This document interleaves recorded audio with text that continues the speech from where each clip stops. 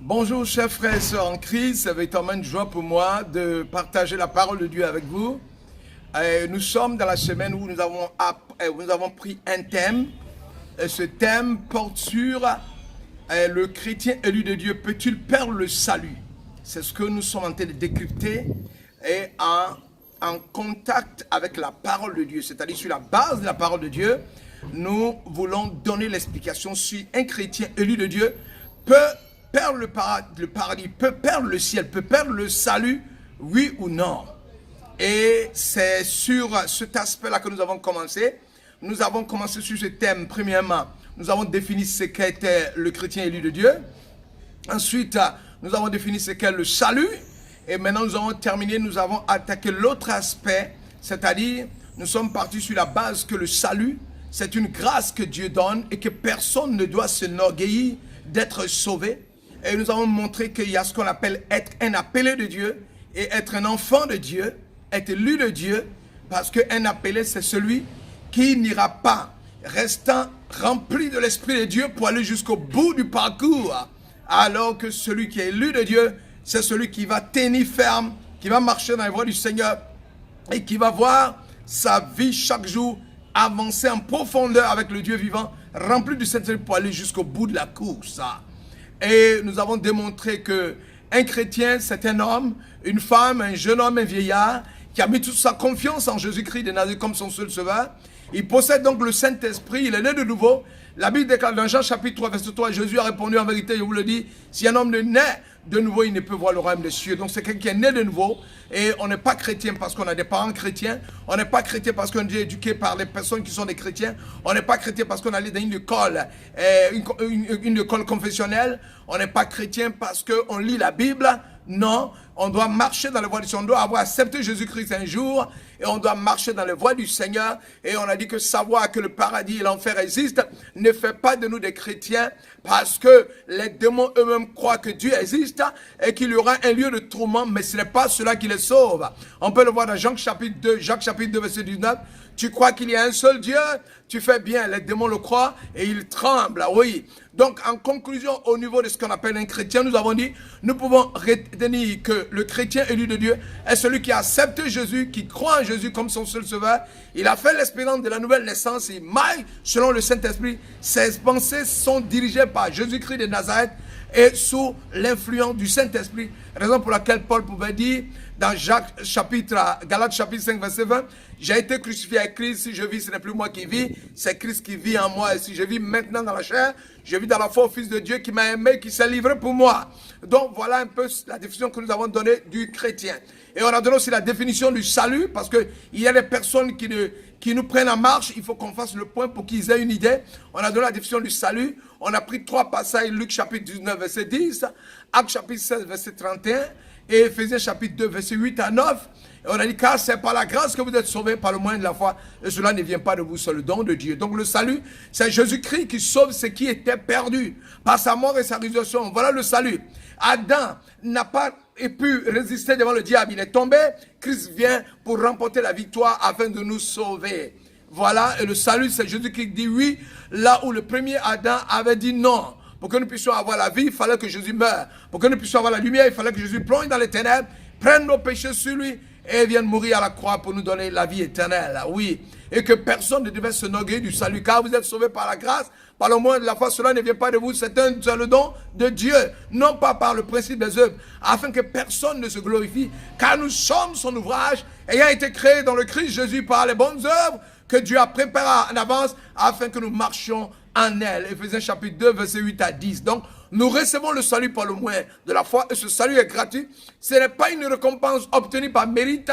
C'est la raison pour laquelle tout ce que dans Jean chapitre 3, verset 16, Dieu veut, le salut, c'est l'amour de Dieu manifesté à l'égard de l'humanité, sans exception. Et la responsabilité des hommes que nous sommes, c'est de croire en mettant toute notre confiance en Jésus et l'accepter. Voilà. Donc, voilà un peu ce dont on a parlé du salut. Donc, le salut, c'est une grâce. Voilà. C'est une grâce. Donc, on a conclu en disant que nous pouvons résumer que le salut est une grâce que Dieu a faite, nous a faite en livrant son Fils à la croix pour que nous soyons sauvés. Notre devoir, notre responsabilité, c'est de croire en lui par la foi. Nous devons être conscients que c'est une grâce imméritée et ne point s'enorgueillir en ayant un esprit calculateur. Et j'ai dit un esprit calculateur, c'est quoi? Nous ne devons pas jeûner, prier, se sanctifier avec comme objectif de faire une performance, de battre un record afin de recevoir le salut. Non. Si nous le faisons, nous sommes comme ces personnes qui donnent une dîme à l'Éternel en espérant que Dieu leur envoie l'encenseur en multipliant cet argent. On appelle cela dans le monde un retour sur investissement. Selon le monde, ce qui ne marche pas avec Dieu, c'est ce qu'on a dit. Et maintenant, sur cette journée, nous allons attaquer ce qu'on appelle la qualité et l'éternité du salut en Jésus-Christ. C'est-à-dire, nous allons sous-peser la valeur de cette éternité-là. Nous allons démontrer que le salut que Christ a donné en mourant sur la croix a de la qualité et ne peut pas être brisé, ne peut pas être influencé. Rien ne peut changer ce salut-là. Alléluia. Donc, ce qu'on peut savoir, c'est que le salut en Jésus-Christ ne repose pas sur un homme, mais sur Dieu manifesté en Jésus-Christ, qui est le sacrifice parfait pour l'humanité. C'est-à-dire, le salut ne repose pas sur un être humain. Il repose sur l'Esprit de Dieu que Dieu a envoyé. La parole faite chair sur la terre pour aller mourir sur la croix afin de nous donner le salut. Par conséquent, aucune force, d'où qu'elle vienne, quel que soit son degré de puissance, d'où qu'elle vienne, quel que soit son degré de puissance, ne peut nous séparer de l'amour de Dieu manifesté en Jésus-Christ.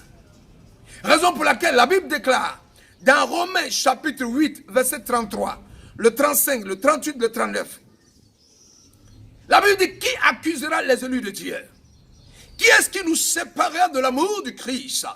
Je suis assuré que ni la mort, ni la vie, ni les anges, ni les principautés, ni les choses présentes, ni les choses à venir, ni les puissances, ni la hauteur, ni les profondeurs, ni aucune autre créature ne peut nous séparer de l'amour de Dieu qui est manifesté dans le Christ notre Seigneur. C'est par la foi en Jésus-Christ que nous sommes des élus de Dieu et que nous avons été justifiés. Oui, ce que Dieu est et ce qu'il a fait est indestructible. L'alliance de Dieu ne peut être cassée. C'est une alliance éternelle. Dès l'instant où vous l'acceptez, vous entrez dans cette alliance éternelle. Même le doute que Satan peut vouloir mettre dans notre pensée et dans notre âme au sujet de l'éternité ne peut changer ce que Dieu est, ni ce qu'il a fait pour nous. Aucune puissance de Satan ne peut nous séparer de l'amour de Dieu. Aucune puissance. Je vais te dire, mon frère, aucune puissance du diable ne peut te séparer de l'amour de Dieu. L'apôtre Paul clarifie tout en disant quoi? Rien ni personne ne peut séparer les élus de Dieu de son amour manifesté en Jésus-Christ. L'expression ni mort ni vie prend en compte tout ce qui peut exercer une influence sur nous. Ni mort ni vie ne peut nous séparer de l'amour de Dieu. De même, dans le monde des esprits, il ne se trouve aucune puissance qui en soit capable. Oui, mon frère. Il dit ni ange ni principauté. Oui. On peut voir dans les principautés les anges dessus qui sont tombés après la guerre dans le ciel. Satan, les démons, l'antéchrist, les principautés des ténèbres, les génies, les esprits maléfiques qui sont tombés. Ils ne peuvent rien faire pour nous séparer de l'amour de Dieu manifesté en Jésus. L'apôtre Paul dit que tout ce qui existe sur terre actuellement ou qui existera dans le futur, ni chose présente, ni chose à venir, ainsi, celles-ci non plus ne peuvent nous séparer de l'amour de Dieu. L'apôtre continue en disant, ni puissance, ni hauteur, donc rien au ciel, ni profondeur, rien dans le domaine de Satan, c'est-à-dire sous la terre, ni aucune autre créature ne peut nous séparer de l'amour de Dieu manifesté par la mort et la résurrection de Jésus-Christ de Nazareth. Oui, mon frère. Ces versets nous montrent que le chrétien élu de Dieu est pour toujours à l'abri dans les mains de Dieu. C'est Dieu qui nous a choisis. Je vais répéter. C'est Dieu qui nous a choisis et qui nous a aimés selon son plan rédempteur éternel. Dans le verset que nous étudions, les chrétiens sont appelés des élus de Dieu. L'apôtre a déjà montré dans Romains chapitre 8, verset 28, plus haut que nous savons du reste que toute chose concourt au bien de celui qui aime Dieu, de ceux qui sont appelés selon son dessein. Ce n'est pas nous qui avons fait le premier pas avec Dieu. Nous étions perdus dans les ténèbres. Ce n'est pas nous qui l'avons aimé le premier.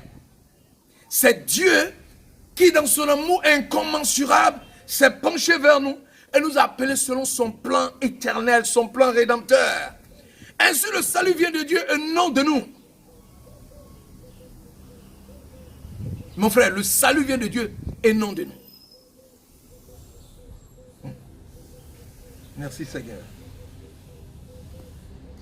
Cette pensée est encore développée dans les versets qui suivent. Car ceux qu'il a préconnus, il a préconnus. Il est aussi prédestiné à être conforme à l'image de son fils pour qu'il soit premier-né entre plusieurs frères. Et ceux qu'il a prédestinés, il les a aussi appelés. Et ceux qu'il a appelés, ceux qu'il a prédestinés, il les a aussi appelés. Et ceux qu'il a appelés, il les a aussi justifiés. Et ceux qu'il a justifiés, il les a glorifiés.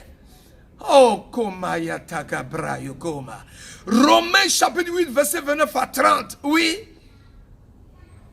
Pour montrer la parfaite sécurité que nous avons en Dieu, manifestée par... Pour montrer effectivement la parfaite sécurité que nous avons en Dieu, manifestée par son Fils Jésus-Christ, l'apôtre Paul va poser 3 questions importantes. La première, qui sera contre nous? Et la réponse, on la trouve dans Romains chapitre 8, verset 31. Personne, car Dieu est pour nous. C'est-à-dire, si Dieu est pour nous, qui peut être contre nous? Personne. La deuxième question qu'il pose, quelle en est la preuve? La réponse se trouve dans Romains chapitre 8, verset 32. Il a livré son propre fils pour nous. Et la troisième question, qui accusera des élus de Dieu? La réponse, nul ne peut accuser ou condamner ce que Dieu, détenteur de l'autorité suprême, déclare juste. Car Jésus a été condamné à notre place sur la croix et est ressuscité pour notre justification. Selon Romains chapitre 8, verset 33 et 34, Romains chapitre 4, verset 25. Donc, glorifié dans le ciel, il est notre garant en présence du Dieu juste. Oui. Qui nous sépare de l'amour de l'amour de Christ? Personne. Rien ni personne, puisque Christ est mort et ressuscité. Et il est à la droite de Dieu le Père comme notre intercesseur permanent. Quelle difficulté, quelle puissance serait capable de couper ce lien d'amour qui nous unit à Christ et par lui en Dieu? Aucun. Ça veut dire que la valeur et la puissance, l'éternité du salut ne peut être cassée. C'est une valeur intrinsèque, une valeur éternelle qui n'a pas de rupture. C'est une bénédiction éternelle que l'Éternel nous a donnée pour toujours. Ce que nous sommes en tant que chrétiens a son fondement sur ce que Dieu a fait et ce qu'il est pour nous. Le plan de Dieu est comme une chaîne dont les anneaux plongent dans l'éternité passée. Parce que la Bible dit que Dieu nous connaissait déjà et nous avait fait quoi? Et nous avait destiné à le connaître avant que nous soyons appelés et justifiés par la mort et la résurrection de Jésus. Parce que dans la phrase dit appelés et justifiés. Et s'achever dans la gloire de l'éternité future. Oui, parce que ces anneaux plongent dans le passé, l'éternité passée, et va s'achever dans la gloire de l'éternité future à l'avènement de Christ. Oui, c'est cette chaîne-là. Je dis bien cette chaîne en or. Cette chaîne qui est comme une chaîne en or, qui ne se cassera jamais. C'est une chaîne d'or qui ne se cassera jamais. Il est important de souligner qu'il ne s'agit pas d'appeler chrétien appelé, mais chrétien élu de Dieu, c'est-à-dire enfant de Dieu. Le fait d'avoir été choisi en tant qu'élu par Dieu nous donne la certitude que nous sommes sauvés éternellement et que notre salut ne peut être renversé par aucune autre puissance qui soit dans les cieux, qui soit sur la terre, qui soit au tréfonds de la terre, qui soit dans tout endroit sur la terre, dans tout lieu mystique, dans les démons, personne ne peut arrêter cet amour manifesté au nom de Jésus. Si quelqu'un est en Christ, c'est une nouvelle créature. Les choses anciennes sont passées. Voici toutes choses sont devenues nouvelles. 2 Corinthiens 5, 17. C'est-à-dire que tu as accepté Jésus-Christ, tu marches avec lui.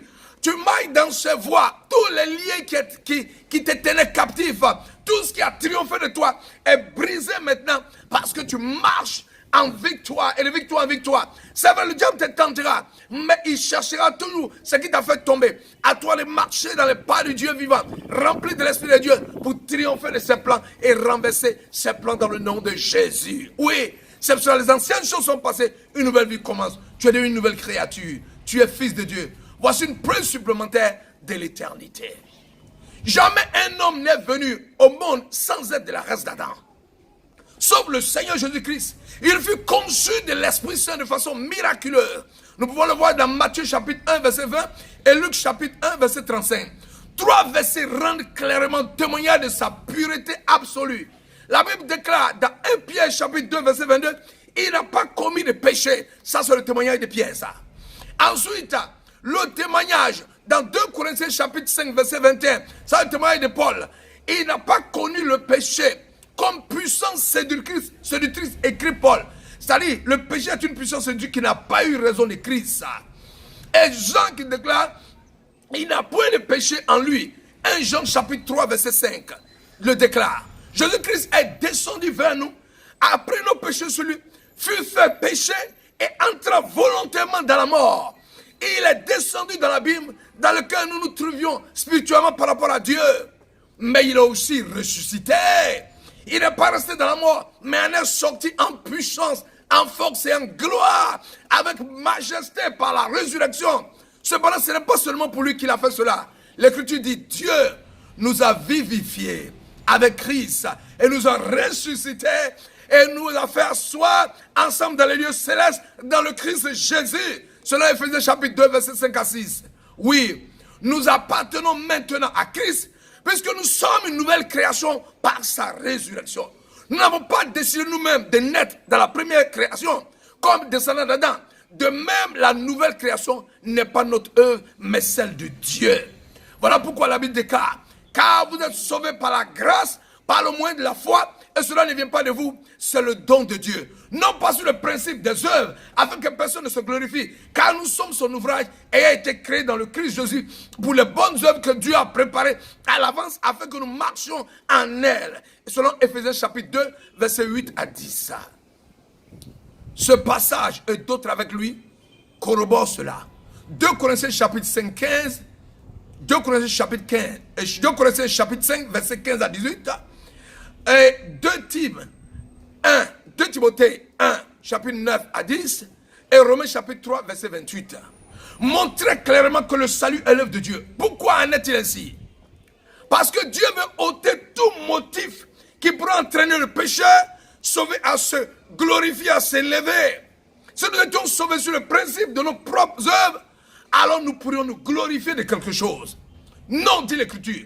Vous ne pouvez être sauvés que sur le principe de la foi dans l'œuvre accomplie par Jésus-Christ. C'est Christ qui doit se glorifier parce que c'est lui qui a accompli cette œuvre-là. Mais il était rempli d'humilité sur la terre. Il n'a pas voulu l'arracher, s'est saisi de la puissance pour régner sur terre. Mais il s'est livré, il a fini, il a remis son esprit à l'Éternel. Oh Christ, comme tu es bon. Oui, c'est cette foi, résultat de notre capacité, alors nous aurons de quoi nous glorifier. Mais la parole montre que la foi elle-même fait partie du don de Dieu. La foi vient de ce qu'on entend, et ce qu'on entend vient de la parole de Dieu. Et nous pouvons voir le fait que la foi vient de Dieu dans Éphésiens chapitre 2, verset 8, et Philippiens chapitre 1, verset 29. Si la persévérance de la foi dépend de moi, alors je pourrais encore m'en glorifier. Alors que ça ne dépend pas de moi, c'est Dieu qui me donne cette opportunité-là. Alors je pourrais encore me glorifier, mais ce n'est pas possible. Mais ce motif de nous glorifier nous a aussi retiré. C'est l'œuvre de Dieu du début à la fin. Il a achevé en nous ce qu'il a commencé. Nous sommes une nouvelle création en vertu de ce qu'il a fait. Jamais nous ne pourrons détruire l'œuvre de la nouvelle création de Dieu en nous, manifestée en Jésus-Christ. Le croyant appartient à cette nouvelle création. Nous étions perdus à la suite du chef de la première création qui a failli être tombé, c'est-à-dire Adam. Nous sommes sauvés parce que le chef de la nouvelle création ne sera jamais ébranlé, il ne faillira jamais, c'est Jésus-Christ de Nazareth. La preuve que Dieu est souverain dans son plan, pour nous avoir élus, n'a pas de compte à rendre à personne. Dieu n'a pas de compte à rendre à quelqu'un. On va le voir dans Job chapitre 33, verset 13. Veux-tu donc discuter avec lui parce qu'il ne rend aucun compte de ses actes? Romains chapitre 9, verset 20. Oh homme, toi plutôt, qui es-tu pour contester avec Dieu? Le val d'agir dira-t-il à celui qui l'a formé? Pourquoi m'as-tu fait ainsi? Ce n'est pas possible. Ce que nous avons à faire, c'est de nous, le sang de Dieu va se manifester. Oh alors, abandonne tout et marche dans les voies du Seigneur. Ne regarde pas le salut comme quelque chose qui est fébrile, quelque chose qu'on peut casser, qu'on peut détruire. C'est une puissance éternelle, elle est plus forte que toutes les puissances qui sont descendues sur la terre.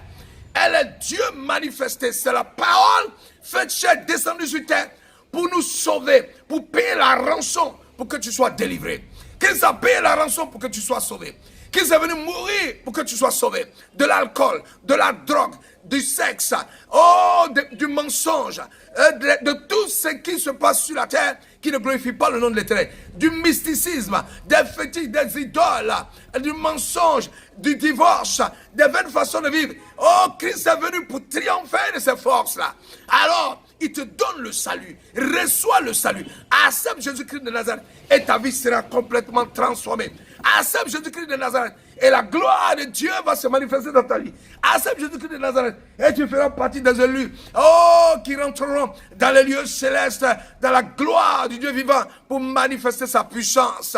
Alors, ce jour, accepte Jésus-Christ de Nazareth et marche dans ses pas. Nous sommes venus ce matin pour mettre à nu le plan de l'ennemi et te dire que tu es un enfant de Dieu. Oui, l'alliance que Christ a prise pour toi par sa mort est éternelle. Saisis-la et tu seras sauvé. Tu marcheras de gloire en gloire avec Jésus. Tu triompheras des sorciers. Le vilain ne sera plus un problème pour toi. La peur, l'inquiétude des sorciers ne sera plus parce que Christ est avec toi. Christ est avec toi. Oh, l'espérance de la gloire. Merci Seigneur pour tout ce que tu feras au nom de Jésus. Oh notre Père et notre Dieu, je voudrais te remercier. Nous prions le Seigneur pour tout ce que tu as fait pour moi. C'est par ta grâce et dans le nom de Jésus que tu as étendu tes mains pour renverser les fondements. Et nous avons pu annoncer la parole avec force et puissance et vigueur. Éternel mon Dieu, tu nous as remplis de ta présence. Tu as détruit les plans de l'ennemi. Tu nous as couverts de ton sang. Tu as libéré la parole qui nous a édifiés, qui a édifié les frères. Maintenant, nous considérons que la parole est libérée, qu'elle a touché les cœurs par la puissance de ton Saint-Esprit. Parce que nous sommes des vils instruments que tu utilises. Nous ne sommes rien. Mais c'est toi Dieu qui a tout le pouvoir. À toi la gloire, à toi l'élévation, la magnificence, la puissance.